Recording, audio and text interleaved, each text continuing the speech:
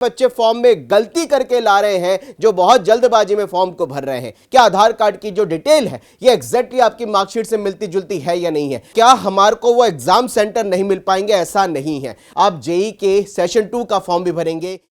Hello बच्चों, JEE main 2026 की form filling के साथ यार इतने सारे डाउट्स स्टूडेंट्स के आ रहे हैं जिनके लिए आज ये वीडियो बहुत ज़्यादा इंपॉर्टेंट हो चुका है।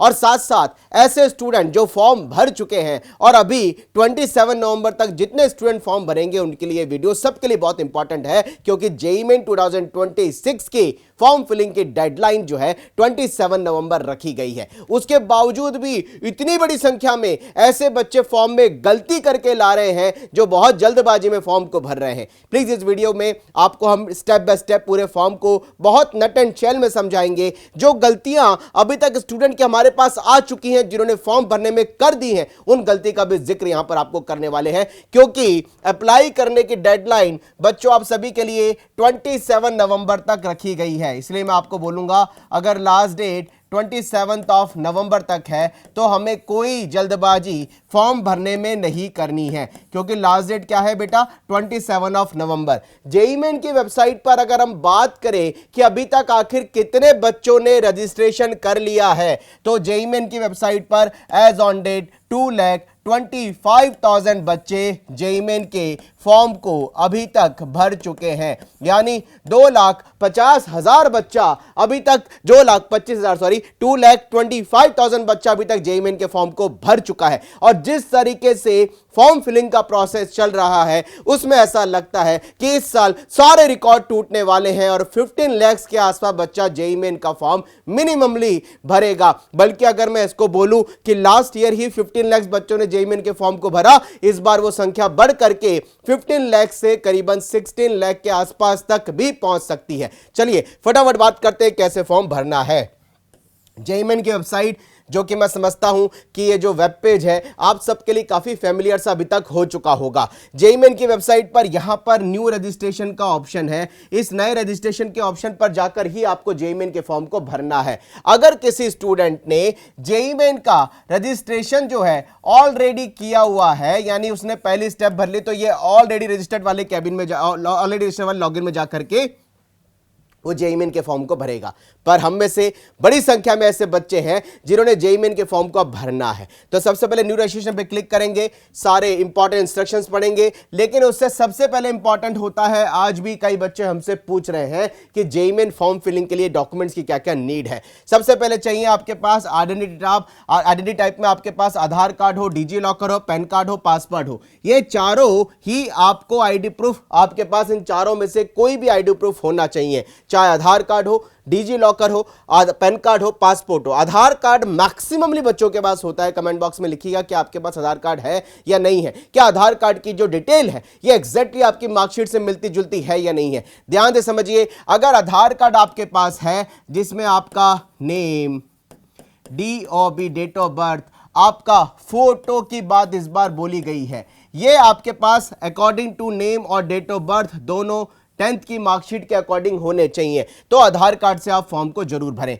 फोटोग्राफ आपका जो बोला गया है वो आधार पे आप सभी का जो फोटो है वो लेटेस्ट फोटोग्राफ होना चाहिए, ये बात बोली गई है। यानी आधार कार्ड पे फोटोग्राफ हमारा लेटेस्ट हो। जरा बात करेंगे आगे भी कि आखिर जो आधार कार्ड पे आपके फोटो लेटेस्ट होने की बात की गई है, वो लेटेस्ट फोटो आपके आधार कार्ड पे क्यों इस बार मांगा गया है, ये अभी तक खैर आपको पता चला होगा, लेकिन आगे भी हम बताएंगे। आपको चाहिए 10th की बोर्ड की मार्कशीट ओरिजिनल, जो कि आपको स्कैन करके अपलोड करनी है। 12th पास है तो 12th की मार्कशीट भी होनी चाहिए। कलर्ड फोटोग्राफ ही वैलिड है, ब्लैक एंड व्हाइट फोटोग्राफ आपको नहीं खिंचवाना है। कलर्ड फोटो आपका होना चाहिए जिसमें आपका जो फेस है बेटा, ये फेस आपका 80% होना चाहिए, दोनों ईयर आपके पॉजिटिवली विजिबल होने चाहिए। साथ में आपके पास में कैटेगरी सर्टिफिकेट, वैलिड और अपडेटेड कैटेगरी सर्टिफिकेट होना चाहिए, इसके बारे में भी आगे बात करूंगा। ये सारे डॉक्यूमेंट्स आपके पास होने चाहिए। इंपॉर्टेंट इंस्ट्रक्शन पढ़ने के बाद आपके पास जो फॉर्म का ऑप्शन खुलेगा उसमें सबसे पहले 3 स्टेप में आपका पूरा फॉर्म होने वाला है बेटा। स्टेप 1 आपकी आएगी जिसमें आपको सारी की सारी आपकी डिटेल भरनी है। स्टेप 1 में आपको डिटेल भरनी है। सबसे पहले आपको अपना नाम, फिर फादर नेम, मदर नेम भरना है। और नाम, father name, mother name as per 10th marksheet के हिसाब से ही भरना है। यानी आपका नाम, फादर नेम, मदर नेम ये 10th की मार्कशीट के अकॉर्डिंग होना चाहिए। यहां कंफ्यूजन आता है, जरा क्या है सर, मेरे आधार कार्ड पे जो मेरा नाम है, सॉरी यानी स्टूडेंट का नाम, मदर नेम वैसे कम होता है, स्टूडेंट का खुद का कैंडिडेट नेम होता है। स्टूडेंट का खुद का कैंडिडेट नेम अगर मिसमैच है तो क्या करेगा, तो वो 10th के हिसाब से ही भरेगा, आधार कार्ड के हिसाब से नहीं भरेगा। ध्यान से समझिए, आधार कार्ड पे बच्चे का नाम भले कुछ भी हो, क्योंकि यहां पर बहुत बड़ा कंफ्यूजन है। महाराष्ट्र और गुजरात बोर्ड के बच्चे जिनके आगे पहले father name, middle name, surname, कई बार surname, student name, father name अलग अलग तरीके से होता है, लेकिन क्लियर कट है आपको अपना नाम, father name, mother name, date of birth as per 10th marksheet भरने हैं। जैसे हमने अपने नाम, फादर नेम, मदर नेम और डेट ऑफ बर्थ हमारी 10th की मार्कशीट के अकॉर्डिंग भरा, उसके आगे हमारा ऑप्शन खुलता है प्रेजेंट एड्रेस का। ध्यान से समझिएगा, प्रेजेंट और परमानेंट एड्रेस आपको वहां भरना है जिस सिटी में आपको पर्टिकुलरली एग्जाम देना है, यानी जिस शहर में आपको एग्जाम का सेंटर रखना है उसी शहर में आपको पर्टिकुलरली अपनी एग्जाम सिटी के अकॉर्डिंग प्रेजेंट और परमानेंट एड्रेस भरना है। इस चीज का ध्यान रखिएगा। यानी ये जो स्टेट है बेटा, ये स्टेट आपका वही होगा जिस स्टेट में आपको परीक्षा के शहर यानी एग्जाम के सेंटर लेने हैं। ऐसे ही परमानेंट एड्रेस भी आपको उसी स्टेट का भरना है जहां पर आपको एग्जाम देना है, यानी एग्जाम के जो सेंटर हैं वो इन्हीं सिटी में होंगे, उन्हीं सिटी के अकॉर्डिंग आपको प्रेजेंट और परमानेंट एड्रेस भरना है। इस चीज का विशेष ध्यान रखिएगा। अब बच्चों को सबसे बड़ा डाउट यह आता है कि प्रेजेंट और परमानेंट एड्रेस हमारा कहीं और का है, आधार कार्ड कहीं और का है, रहने वाले कहीं और के हैं, तो क्या हमारे को वो एग्जाम सेंटर नहीं मिल पाएंगे? ऐसा नहीं है। आप जिस शहर में एग्जाम देना चाहते हैं उसमें प्रेजेंट और परमानेंट एड्रेस उन्हीं स्टेट का भरिएगा। अब डाउट एक बात ये भी आती है कि अभी जो फॉर्म भरा जा रहा है ये सेशन 1 का है, तो क्या सेशन 2 के फॉर्म में हमें दोबारा से अपने एड्रेस को चेंज करने का मौका मिलेगा? जी नहीं। सेशन 1 में आप जो स्टेट सिटी भर रहे हैं आपके प्रेजेंट परमानेंट एड्रेस पे, ये आपके सेशन 2 में भी सेम रहने वाले हैं, यानी आप अपने एड्रेस को सेशन 2 में भी चेंज नहीं कर सकते। इसलिए बोलूंगा बहुत सोच समझ के अपने स्टेट के हिसाब से जिन शहरों में आपको एग्जाम लेना है उन्हीं को भरिएगा। ध्यान से एक बात और समझिएगा कि इनका आपके आधार कार्ड के एड्रेस से कोई लेना देना नहीं है। आधार पे बेटा जो आपका एड्रेस है उस एड्रेस का प्रेजेंट और परमानेंट एड्रेस से कोई लेना देना नहीं है, यानी आधार कार्ड पे एड्रेस आपका किसी भी स्टेट का उससे कोई लेना देना नहीं है। आप अभी जो प्रेजेंट और परमानेंट एड्रेस भरेंगे इसी के अकॉर्डिंग आपको एग्जाम सिटी चूज करने का मौका मिलेगा। आगे पूछा गया है आपसे आपका ईमेल, आपका मोबाइल नंबर। ये मोबाइल नंबर और ईमेल आईडी आपका वैलिड होना चाहिए। यहां पर वैलिड ईमेल आईडी और वैलिड मोबाइल नंबर ही भरना है, क्योंकि इसी पे सारी डिटेल आने वाले टाइम में आपके पास आएगी। इसको भरने के बाद आपका पासवर्ड आपको बनाना है। पासवर्ड बहुत इत्मीनान से सोच समझ के सही बनाइए, इजी बनाइए। पासवर्ड शुड बी इजी, यानी पासवर्ड इजी होना चाहिए, टफ नहीं होना चाहिए। इन्होंने बोला है 8 से 13 कैरेक्टर का पासवर्ड हो, एक अपर केस लिमिट हो, एक lower case, upper case alphabet हो, लोअर केस अल्फाबेट हो, न्यूमेरिकल वैल्यू हो और स्पेशल कैरेक्टर हो। एग्जाम की तरह मेरा नाम अमित है तो अमित का ए कैपिटल ले लिया, @123 एक्सप्लेनेशन, या फिर मैं कोई और भी ऑप्शन लगा सकता हूं। ये बहुत सिंपल सा पासवर्ड मैंने आपको बना के बताया है। ऐसे ही आपको अपना पासवर्ड बनाना है, पर पासवर्ड वेरी इंपॉर्टेंट, बहुत अच्छी बात दिमाग में आ गई।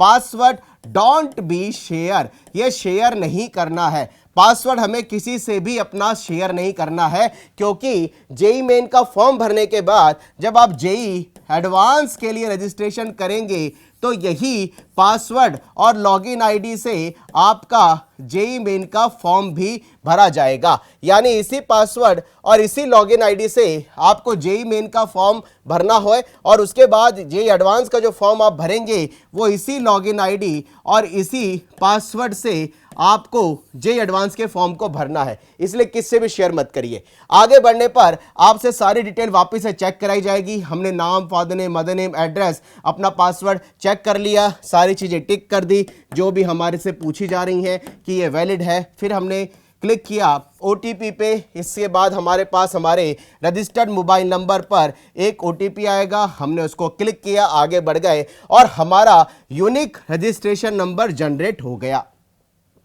ये जो आपका यूनिक रजिस्ट्रेशन नंबर है ये 260310 से आपकी 12 डिजिट तक रहेगा और ये जो यूनिक रजिस्ट्रेशन नंबर है बेटा ये जनवरी का रजिस्ट्रेशन नंबर है। इसी जनवरी के रजिस्ट्रेशन नंबर से आप जेई के सेशन 2 का फॉर्म भी भरेंगे, यानी ये जो यूनिक रजिस्ट्रेशन नंबर है ये आपका एज इट इज रहेगा, ये चेंज नहीं होगा। इस एप्लीकेशन नंबर को आपने नोट करके रख लिया, आगे कंप्लीट ऑप्शन पे क्लिक किया और आगे जाकर के हमारे पास खुला पर्सनल डिटेल। पर्सनल डिटेल में हमें यहां पर हमारी नेशनलिटी भरनी है, वेरी इंपॉर्टेंट, जिस स्टेट से हम 12th का एग्जाम दे चुके हैं या जिस स्टेट से हम 12th का एग्जाम देने जा रहे हैं उस स्टेट को भरा जाएगा, क्योंकि एनआईटी में आप सभी का होम स्टेट कोटा जो है ये उसी स्टेट का खुलता है जिस स्टेट से आपने 12th का एग्जाम पास किया है। उसको भरने के बाद हमारे से हमारी डिटेल चेक करवाई, फिर वेरी इंपॉर्टेंट आपसे आपकी कैटेगरी पूछी जा रही है। कैटेगरी भरते समय ध्यान रखिएगा, अगर आप ओबीसी के हैं, अगर आप ईडब्ल्यूएस के हैं तो आपका काउंसलिंग के टाइम में डॉक्यूमेंट 1 अप्रैल 2026 के बाद का मांगा जाएगा। यानी आप अगर ओबीसी कैटेगरी के हैं, अगर आप ईडब्ल्यूएस कैटेगरी के हैं तो आपको 1 अप्रैल 2026 के बाद का डॉक्यूमेंट देना होगा। यहां बहुत बड़ा कंफ्यूजन ये है कि जेई ने अपने जो वेबसाइट पे लिखा है अपडेटेड एंड वैलिड, इसका मीनिंग क्या है? अपडेटेड और वैलिड सर्टिफिकेट आपसे मांगा गया है फॉर्म भरते समय। अगर आप ओबीसी के हैं या आप ईडब्ल्यूएस के हैं और इन कैटेगरी में अगर आपका 2025 का ओबीसी और ईडब्ल्यूएस का सर्टिफिकेट बना हुआ है तो वो आपके लिए बेटर रहेगा। एससी एसटी वाले बच्चों का सर्टिफिकेट ये परमानेंट सर्टिफिकेट होता है, इसमें कोई भी सर्टिफिकेट को रिन्यू कराने की जरूरत नहीं है, बट बेटर रहेगा अगर आप ओबीसी के हैं, अगर आप ईडब्ल्यूएस के हैं तो आपका सर्टिफिकेट 2025 के बाद का होना चाहिए। जैसे ही हमने भरा हमारे पास सर्टिफिकेट है, यस, और अगर नहीं सर्टिफिकेट है तो आप बनाने के लिए अप्लाई कर सकते हैं और उसकी अप्लाई करने के बाद जो आपको रिसिप्ट मिलेगी उस रिसिप्ट से आप जेईई मेन के फॉर्म को भर सकते हैं।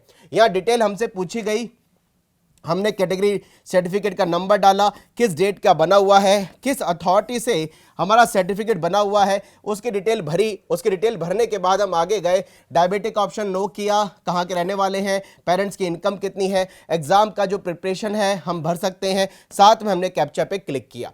इसके बाद करने के बाद में हमारा डिसेबिलिटी जो ऑप्शन आया उसको हमने नो किया, आगे सबमिट पे क्लिक किया। देन हमसे वेरी इंपॉर्टेंट यहां पर आ चुका है आइडेंटिटी प्रूफ। जो बच्चे आधार कार्ड जिनके पास है, डिटेल मैच हो रही है, वो आधार कार्ड से फॉर्म भरेंगे। डिटेल मैच नहीं हो रही, डिजी लॉकर है, पासपोर्ट है, पैन कार्ड से भी आप जेईई मेन के फॉर्म को भर सकते हैं। ये सहूलियत इस साल जेईई मेन ने आपको दे रखी है। यानी अगर आपके आधार कार्ड पे आपका नाम, date of birth, gender, photograph भी पुराना है ना बेटा, तो भी आप डिजी लॉकर, पासपोर्ट और पैन कार्ड से फॉर्म को भर सकते हैं। आधार नंबर डालने पर आपने उसके ऑथेंटिकेशन को किया। जैसे ही आपने आधार नंबर का ऑथेंटिकेशन किया, आप सभी का आधार आईडी फिल होने के बाद आप सभी का अगर आधार आईडी सारी डिटेल मैच हो रही है तो फॉर्म ऑटोमेटिकली आपका आगे बढ़ जाएगा। ये फॉर्म बढ़ने के साथ आगे हमसे पूछा आप पेपर 1 के लिए अप्लाई कर रहे हैं, हमने बोला बीई बीटेक के लिए अप्लाई कर रहे हैं, सेशन 1 का रजिस्ट्रेशन है, सेशन 2 का रजिस्ट्रेशन दोबारा होगा। फिर हमसे यहां पर हमारे स्टेट्स के सेंटर पूछे जा रहे हैं। हाल फिलहाल ऐसी बहुत बड़ी ब्लंडर बोल सकता हूं मेरे को दिखाई दे रही है एनटीए की तरफ से बच्चों के सिटी सेंटर अलॉटमेंट में। हो क्या रहा है, बच्चों ने जो अपने प्रेजेंट और परमानेंट एड्रेस के हिसाब से सिटी भरनी है, उन सिटीज को भरने के बाद भी कई बच्चों के डेटा हमारे पास अभी तक ऐसे आ चुके हैं जिनमें सिटी सेंटर भरने के बाद भी उनके सिटी सेंटर एनटीए चेंज कर रही है। यानी उनको जो उन्होंने चारों सिटी भरी हैं यहां पर वो सिटी उनकी चेंज होकर के आ रही है। क्या पता वहां पर पर्टिकुलरली हो सकता है कि सीटें लिमिटेड हो, it may be like that. आप जरूर चेक करिएगा फॉर्म भरने के बाद जब आपका कॉन्फर्मेशन पेज निकल के आ रहा है, क्या आपने जो चारों सिटी भरी हैं वही सिटी आपके कन्फर्मेशन पेज में है। क्योंकि हमने देखा था प्रेजेंट और परमानेंट एड्रेस के बाद भी बहुत सारे बच्चों की यहां पर सिटी सेंटर ये चेंज हो चुके हैं, ये हमने देखा है। इसको जरूर आप चेक करिएगा। फिर यहां पर पेरेंट्स की इनकम पूछी, व्यवसाय पूछा, मदर फादर का ऑक्यूपेशन पूछा, फिर हमसे एजुकेशन डिटेल मांगी जा रही है।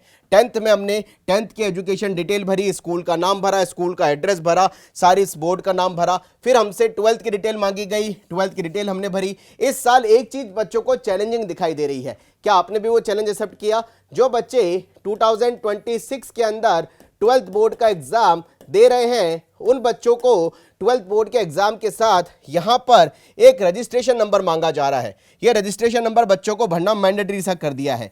यहां पर बच्चों से वेरी फर्स्ट टाइम 12th का रजिस्ट्रेशन नंबर मांगा जा रहा है। 12th का रजिस्ट्रेशन नंबर अगर आपके पास नहीं है, आप स्कूल से कलेक्ट कर लीजिए।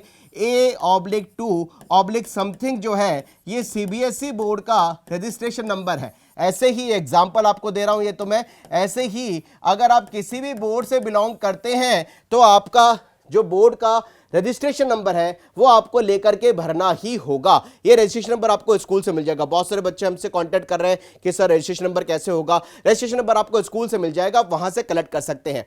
आपने अपनी डिटेल भरी, किस शहर से आपने 12th का एग्जाम पास किया, कौन सा आपका बोर्ड है। फिर यहां पर जो क्वालिफाई एग्जामिनेशन है, इसमें CBSE बोर्ड वाले बच्चों को फाइनल एग्जामिनेशन भरना है, बिहार, UPM और AMU को इंटरमीडिएट, NMS का ऑप्शन अलग है। कोई बच्चा स्टेट बोर्ड से तो any public, any state board वाला उसको ऑप्शन भरना है। उसके बाद आप ट्विन कैंडिडेट है या नहीं है उसको डिटेल भरनी है। फिर हम आगे चले, यहां पर हमसे मोबाइल नंबर, ईमेल आईडी पूछा गया, हमने उसको भरा, हमारी यहां पर OTP आया, OTP भरने पर हमने उसको वेरीफाई कर लिया है। अब बहुत इंपॉर्टेंट चीज इस बार जो पहली बार देखने को आई है, इस साल वेरी फर्स्ट टाइम स्टूडेंट का लाइव कैप्चर फोटोग्राफ मांगा गया है। ये समझने की बात है, थोड़ा इस पे ज्यादा जोर दूंगा आपको। लाइव कैप्चर फोटोग्राफ पे आप सभी का एक बारकोड जनरेट होगा। इस बारकोड पे क्लिक करने पर आप चाहें तो जैसे आप बारकोड पे क्लिक करेंगे, आपके मोबाइल पे ये बारकोड आप स्कैन कर सकते हैं। मोबाइल पे स्कैन करने के बाद आप उस मोबाइल से अपना 80% फेस का फोटोग्राफ क्लिक करके आप उससे कैप्चर मोबाइल से ही कर सकते हैं।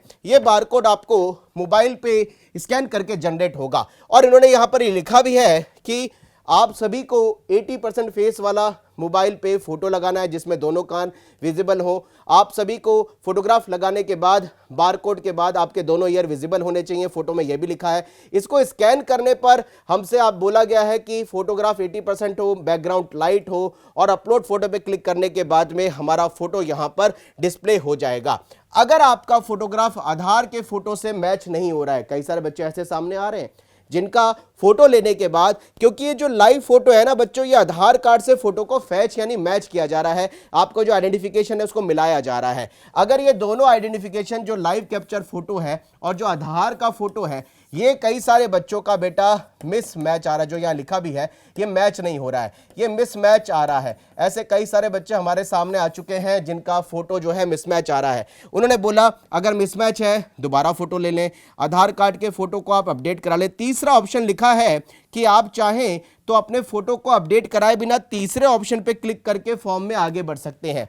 यहां मैं जरूर बोलूंगा, अगर आपका आधार कार्ड पे फोटो मिसमैच है, परेशान होने की जरूरत नहीं है। आप थर्ड ऑप्शन पे क्लिक कर दीजिए और फॉर्म को आगे बढ़ जाइए। बच्चे बड़े कंफ्यूज हो रहे हैं कि ऐसा ना हो कि सर हमारा आधार कार्ड पे जो फोटो है ये लाइव फोटो से मिसमैच है तो हमारा कैंडिडेचर कैंसिल तो नहीं हो जाएगा। कैंडिडेचर कैंसिल नहीं होता। जेई ने वेरी फर्स्ट टाइम केवल इस बार यह बोला है कि भाई लाइव फोटो से बच्चे का जो आइडेंटिफिकेशन है उसको हम कंफर्म कर लें, इसके अलावा कुछ नहीं है, इसका कोई औचित्य ज्यादा नहीं है। यहां पर आप अगर आपका आधार कार्ड मिसमैच भी हो रहा है, आप थर्ड ऑप्शन पे बेटा क्लिक करके प्रोसीड कर सकते हैं फॉर्म को। फिर हमारा अगर आधार कार्ड से फोटो मिल रहा है तो हमारा photo has been captured successfully लिख जाएगा, यहाँ फोटो आ जाएगा, इससे हम आगे बढ़ जाएंगे। फिर 10th की मार्कशीट, 10th की मार्कशीट, फोटोग्राफ, 80% फेस वाला, सिग्नेचर, ये तीनों हमें स्कैन करके अपलोड करने हैं। स्कैन करके अपलोड करने के बाद पूरे फॉर्म को हम बहुत आराम से सारी डिटेल, अपना नाम, father name, mother name, gender, date of birth, category, कहाँ के रहने वाले हैं, पेरेंट्स की इनकम क्या है, किस एग्जाम के लिए अप्लाई कर रहे हैं, किन शहर में हमारा एग्जाम है, कौन सा हमारा मीडियम है, 10th की हमारी डिटेल सारी चेक कर लेंगे, 12th की डिटेल हम चेक कर लेंगे, सारी डिटेल हमारे एड्रेस को चेक कर लेंगे, एड्रेस के बिहाफ पे फोटो, सिग्नेचर, जो 10th की मार्कशीट स्कैन करके अपलोड करिए उसको चेक कर लेंगे, सारी डिटेल, नाम, category, father name, PWD yes और no, question paper medium, date of birth, कहाँ हमारा सेंटर लिया है, 12th हमने कहां से करी है, सारी चीजें चेक करने के बाद आप फाइनल सबमिट पे क्लिक कर देंगे। फाइनल सबमिट पे क्लिक करने के बाद आपके ईमेल को वेरीफाई कराया जाएगा। ईमेल पे आपका ओटीपी आएगा। ओटीपी आने के बाद में, ईमेल वेरीफाई होने के बाद में आप फीस का पेमेंट कर सकते हैं। फीस का पेमेंट करने के बाद आपका पूरा का पूरा जेईई मेन का फॉर्म सबमिट हो चुका होगा। और ये जो कंफर्मेशन पेज है इसको आपको अपने पास रखना है, एनटीए भेजने की जरूरत नहीं है। तो बच्चों, ये पूरा का पूरा जेईई मेन का ऑनलाइन फॉर्म फिलिंग प्रोसेस हमने बहुत आपको नट एंड शेल में समझाया। कुछ जो मिस्टेक बच्चे लगातार अभी तक करते आ रहे हैं, एनटीए ने जो बोला है वो सारी बातें हमने आपको प्रिसाइज वे में समझाने की कोशिश करी है। कमेंट बॉक्स में लिखिएगा अपनी क्वेरीज, चैनल पर जुड़े रहे। Latest video, latest updation, college के एडमिशन तक आपको लगातार यहां मिलती रहेगी। Wish you all the best.